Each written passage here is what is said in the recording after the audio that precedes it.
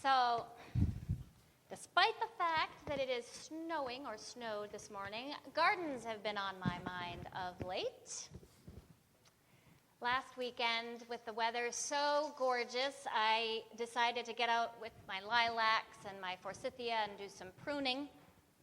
And the Garden of Gratitude, South Church's community garden, which is coming in on its fourth season.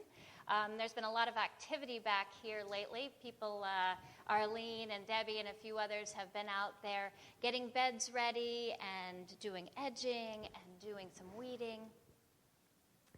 And then there's a plan for my vegetable garden, which I've been working on. And then I finally decided I needed to get my fingers dirty, so I started some seeds. And there were those seeds. Looking at the seeds, I just noticed they're so hard on the outside. Now, I know mentally that their potential is exponential, but when you look at a seed, it just looks hard on the outside. They don't look like they are going to produce succulent, beautiful heirloom tomatoes or beautiful, luscious cantaloupes when you just look at the seed. They have thick shells, as if nothing is going to be able to get in, and as if nothing much is going to come of them. Sometimes we can be like that too. We put on our protective masks and pretend to be invincible. We pull on our protective suits of armor. Somebody was talking about Wonder Woman this week, and I'm like, oh my goodness, I remember Wonder Woman. Remember her? We pull on our protective suits of armor. We get ready for the fight. No one will get in. No one will hurt us. No one will disappoint us because we have our protective shell. No one will find out that we are confused or that we are scared because we have our protective shell of armor. But if that shell is not broken open, we are limited, we are confined, our potential is never ripened. So today we find ourselves in our Bible story on the night of the resurrection.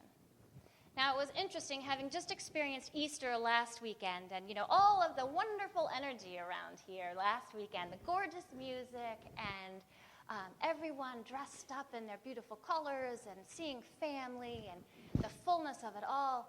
It was interesting to read that this story that we heard takes place the night of the resurrection. So even though we celebrate because we get the story, we know the story, this scene today happens the same day that they found that Jesus' body wasn't there. And are they rejoicing? No. What are they doing? They are scared to death. They have put themselves in somebody's house. They have locked the door. They are petrified. And I can't blame them, right? I mean, think about it. They have been following this fearless leader for months and years, some of them. He has been crucified, and now the body's not there. So I'd be terrified. I'd be terrified that the authorities, that I'd be next, right? I'd be scared. I'd be thinking that people, when I walked out the door, would say, told you so. Why did you follow? That was so silly of you.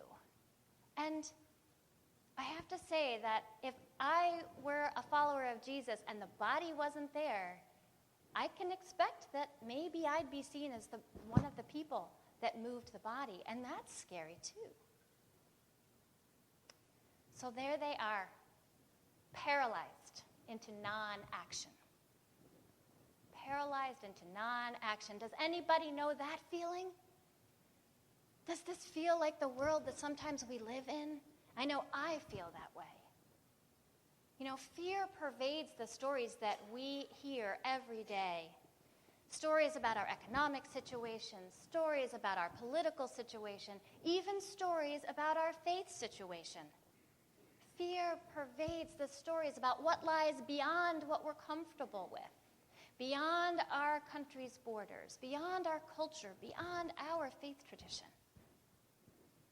And I don't know about you, but there is so much information coming in so many different ways that I often find it completely overwhelming. And I wonder, who should I listen to? This one says this one says that. There's just so much information. And most of the time, or much of the time, we can react to that with fear. But that's like listening to the Good Friday part of the story without the Easter part of the story, right? We're stuck in that place, that scared, fearful place. But there's this other part of the story, the Easter story, the new life, the things that are happening. You know, what about the stories of the neighbors that are taking care of each other? The story about the young man who was mentored and then goes on to mentor someone else. The stories about prisoners who find new life or refugees who find a home here in Connecticut. Those stories are out there too. Because no locked doors will keep God from showing up. No matter what we do, no matter how hard our shell, no matter how many times we lock our doors, nothing will keep God from showing up. So, in today's story, Jesus shows up among this scared group of friends and says, "Peace be with you," right? Even though Jesus' followers didn't immediately recognize who he was, his presence must have been an oasis in a desert. You know, there are those people, I can think of several that I know, who can just show up and their presence makes you feel comfortable. They are so comfortable in their own skin that you feel comfortable just being who you are too, and their presence is so amazing. So imagine that presence showed up in that room of scared people. They didn't recognize Jesus yet. He says, "Peace be with you." And somehow there's this deep sense of relief, this deep sense of trust, this deep sense of, okay, things are going to be all right. Now, we didn't read the whole story because the rest of the story is the Doubting Thomas story. And I just decided not to focus on that, to focus on this part today. But in the whole story, Jesus says, "Peace be with you," 3 times. That's worth noticing. When we're in our thick-shelled, fearful places, it's hard to imagine how we could be at peace. So I was running the other day, and I was having a little conversation in my head with a part of me that's fearful about not being cared for. Don't worry, I do it all up in my head. I wasn't talking out loud. I wasn't going crazy. I tell myself that at least. But I was having this conversation in my head with this part that's so worried about not being cared for. And all of a sudden, I just stopped and said, "Look around.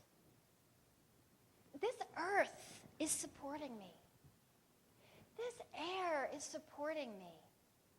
This body is supporting me. And we are all supported, right? We are. If we took the time to notice, we are supported by our friends, maybe by partners, by our families. We are supported by the earth. We are supported by the community. God shows up even when we are scared.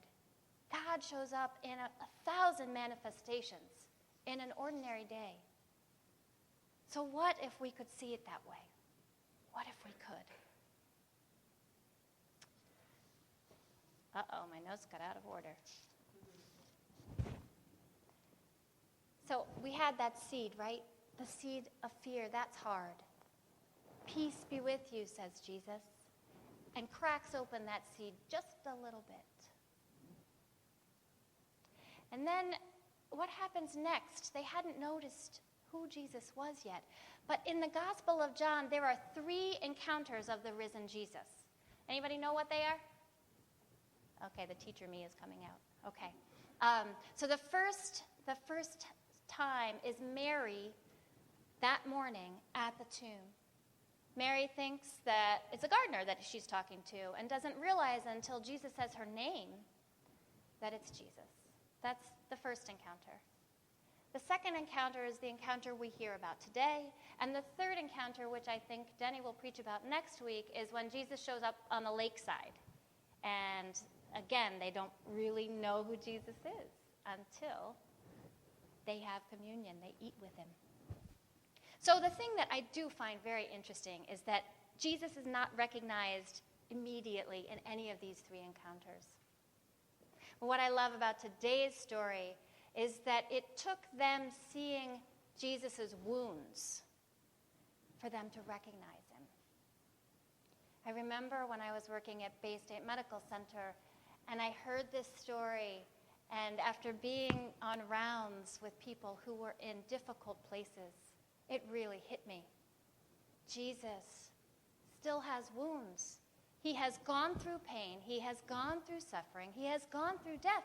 And even though resurrected, he still has wounds to show. Jesus was like us. Jesus was human in a body like us. And Jesus came through death, and we will too. We will get through our pain and our suffering, but there will still be wounds. And I wonder if part of what we are to do, if we are going to be following the way of Jesus, is really being brave enough to share our wounds, our scared places, our confused places. Jesus did. And I wonder if part of following the way of Jesus is listening to other people's stories and noticing other people's wounds so that we recognize how similar we are. There's an old wisdom story about a woman who lived a long and happy life, had a wonderful marriage, and then her husband got sick and died, and nothing would help her get over her grief. Until one day a holy man came into town, and everybody said, please, you've got to go talk to this woman. She's been grieving for such a long time. And so he does. And the holy man just listens and listens and listens to her story. Finally, he says, I think I might have an idea about something that would help heal you. I would like you to take this mustard seed. So we gave her a little seed, and she put it in her purse. Take this mustard seed and go to every family in this district and see if you can find someone who has not had any pain and sorrow. Okay? And if you find that family that has never had any pain or sorrow, you give them that mustard seed and have them plant it. So the woman goes, and she goes all over the district, house after house, family after family, and she listens, just like the holy man did. Just listens and listens and listens. Sometime down the road, she runs into the holy man again, and he says, so, how are you feeling? And she kind of looked at him and was surprised and said, oh my goodness, I completely forgot about this. I forgot I even had this seed in my purse. And he said, oh, why is that? And she said, because I haven't found a family yet who hasn't been through sorrow and pain. And he said, but you have been healed. You have been healed. Look at my wounds, says Jesus. Share with each other. What would happen if we did that? Could new life come through that sharing? You have wounds. I have wounds. Jesus had wounds. Resurrection life does not erase those wounds, but there is a new way through. So we've got that hard seed. God showed up, knocked it open a little bit. And then imagine these wounds, these sharing of stories, they crack us open even more, so there is some potential there, right? And he breathed into them. Now, I know I'm a geek, but there is nothing more wonderful than a day when my meditation practice and neuroscience and the scripture passage I'm working on for the week all come together. But they all came together this week. And he breathed into them. It gives me shivers just thinking about it. You know, when we meditate, we center ourselves in our breath. Our breath is our very life. Meditation centers us in that life. Now, neuroscience confirms that when we breathe and take time to breathe, it actually activates our parasympathetic nerves, which is the system that calms us down, right? It's the one that forget the fear, let's calm down. And some 2,000 years ago, the writers of the Gospel of John wrote that Jesus breathed into his disciples. So there is something to this idea of breath. At the beginning of creation in the Genesis story, there is breath breathed into life. So for me, there's nothing better than a 20-minute breathing meditation break when I've gotten myself into some worry or some fear when I'm hard-shelled. There's nothing better than one very long breath pause when I am having a moment where someone irks me, or when I disagree with someone, or when I'm angry. Just the long breath. And there's no better image for me than Jesus, God in skin, breathing into me, healing me, empowering me. Can you imagine? Just imagine that. And this is the part that's a little bit different. At the end here, this breathing, you're hard, you've been cracked, you've opened up a little bit more with some potential, and now God is breathing into you. So all of that fear falls away, and when that happens, the power, God's power, has a place to go in you. Yes, this can happen. Peace be with you, says Jesus. Oh, I love it. Look, you're so well trained. I love it. That's what Jesus said. So let's share that often. And what would happen if, as part of this, I'm kind of a practice person. I like to have something to do going forward. So when you think of the peace be with you part, what if you started noticing what supports you? Who supports you in your life? And feel grateful. It's amazing what happens to your attitude when you start noticing who and what supports you. And then Jesus says, look here at my wounds. So what if in practice we could begin, or continue, I know a lot of you already do this, to share your stories, to share those places in your life where maybe you need some support, or maybe you can support someone else because you've been able to hear them. And then he breathed into them. What if you connected with your breath on a regular basis? What if you let in the power of the Holy Spirit into you? So we are the seeds. God's going to show up. God's going to try to break us open, and God will empower us if we can let go of our fear. No longer tethered to that fear. The seed's hard casing is long gone, and we can bloom into riotous new creation.